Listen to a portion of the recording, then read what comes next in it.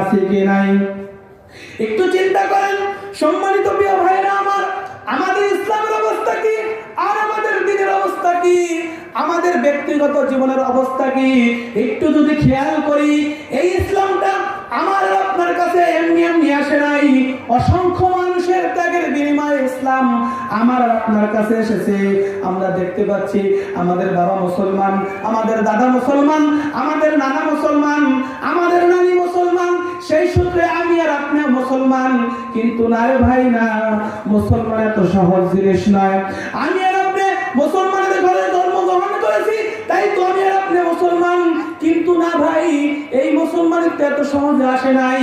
জনাবে মুহাম্মদুর রাসূলুল্লাহ সাল্লাল্লাহু আলাইহি ওয়াসাল্লাম এই ইসলামকে দ্বীনকে প্রতিষ্ঠিত করার জন্য উহুদের ময়দানে দণ্ডন মোবারক শহীদ করে দিয়েছিলেন। জনাবে মুহাম্মদুর রাসূলুল্লাহ তায়েফের ময়দানে রক্তাক্ত হয়েছিলেন।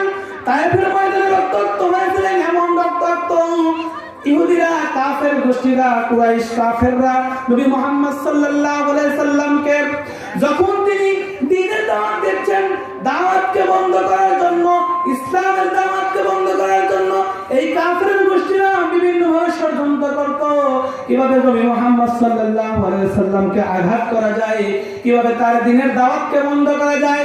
এই দাওয়াতকে বন্ধ করার জন্য জনাবে মুহাম্মদুর রাসূলুল্লাহ সাল্লাল্লাহু আলাইহি সাল্লাম যখন কিনা তায়েফের ময়দানে গেলেন, তায়েফের ময়দানে তার নানার দেশ মামার দেশে যখন দাওয়াত দিতে গেলেন, দাওয়াত দেওয়ার সময় এই তায়েফের জমিনে নবী মুহাম্মদ সাল্লাল্লাহু আলাইহি সাল্লামকে তারা এমন ভাবে আঘাত করতেছিল, আঘাত করতে করতে জনাবে মুহাম্মদুর রাসূলুল্লাহ সাল্লাল্লাহু আলাইহি সাল্লামকে পাথর মারে। শুধু তাই নয়, এলাকার ছোট ছোট মাসুম বাচ্চাদেরকে লেগে যায়, মাসুম বাচ্চাদেরকে বলে, যাও যাও যাও, তোমাদের বাড়ির পাশে এমন একজন মানুষ আছে যে কিনা একজন পাগল, ওই পাগলকে তোমরা আঘাত করো, সে পাগল।